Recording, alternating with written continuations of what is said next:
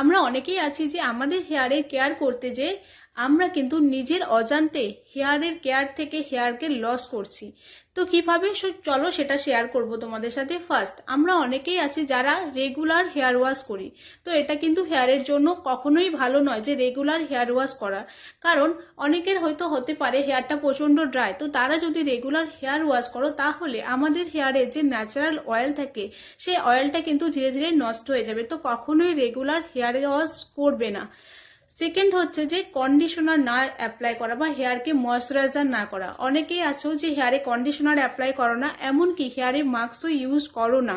তো এটাও কিন্তু হেয়ার ফলের একটা কারণ হতে পারে, কারণ হেয়ার কিন্তু ময়শ্চারাইজার হারিয়ে হেয়ার ড্রাই হয়ে যায়, ফ্রিজি হয়ে যায়, ড্যামেজ হয়ে যায়, যার কারণেও কিন্তু অনেক হেয়ার ফল হতে পারে। এবার আসি 3 নম্বর পয়েন্টে। অনেকেই আছো যারা হেয়ারে অয়েল মাসাজ করো বা অয়েল ইউজ করো, কিন্তু সেই অয়েলটা 1 ঘন্টা রেখে ধুয়ে দাও না, তারা সেই অয়েলটা রেখে দাও 1 দিন 2 দিন 3 দিন।